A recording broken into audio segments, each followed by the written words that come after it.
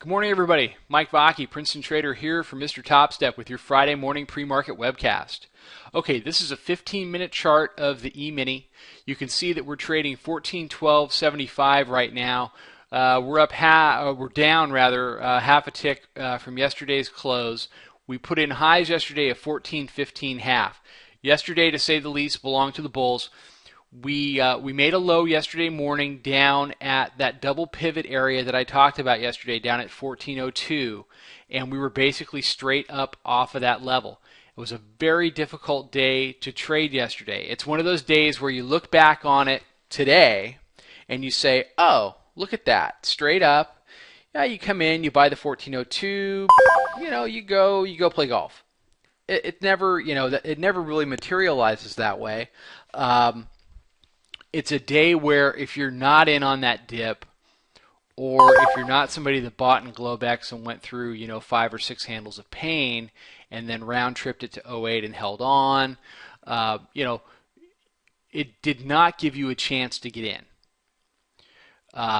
You can close your eyes and buy, but that doesn't work out as often as it does work out. So if you're sitting here beating yourself up yesterday for not being involved in yesterday's trade, please stop, because getting involved in a trade like yesterday is a lot harder than it seems, and it's a lot harder than it sounds, and a lot harder than a lot of people make it sound in chat rooms and on Twitter and in places like that. I did not trade the long side yesterday. I had an order in for my subscribers at 1403 half. But we started bouncing around in there, and I really thought we were going to trade lower off of Philly Fed, and so I pulled the order, and I wasn't able to get it back on after Philly Fed. The train left the station, and I didn't chase it, and the rest is history. So, I mean, that was my day yesterday from the long side. So, I mean, I spent the rest of the day in oil. So, that's just the reality of trading. Those days are hard to catch if you don't catch them right off the bat. So. Looking at today, you got now the 3-day pivot has gone back below the daily pivot, so you're back in kind of a straight up orderly pivot succession. Daily 3, 9, 20, and 45. You'll recall yesterday the 3-day had hopped above the daily. So today's options expiration.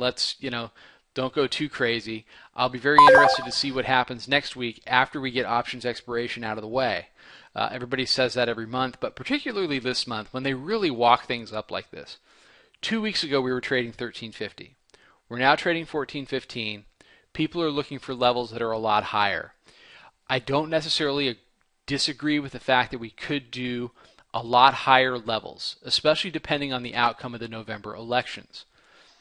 I do think that we need more fuel in the form of buying power to do those levels than what we're seeing now. We saw a good push yesterday. We've seen horrible volumes, and we've seen floating basically for the 5 or 6 days prior. So I think that the bulls need more fuel, and after options expiration, I think we should. It's more likely we see the market come in a little bit.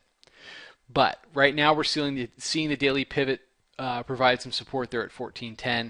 That'll be a big level for me today. Now you've got the 9-day underneath at 1405 half. 1405 half has been a very big level this week, and if the bears can get under that level, then maybe they can make a little bit of noise today, but I doubt it. Still, for me, the bears have accomplished nothing until we get a close below 1390, and that's the bottom line for this trade, for this swing trade from the 1350 lows to the 1415 highs. Okay, let's do support and resistance.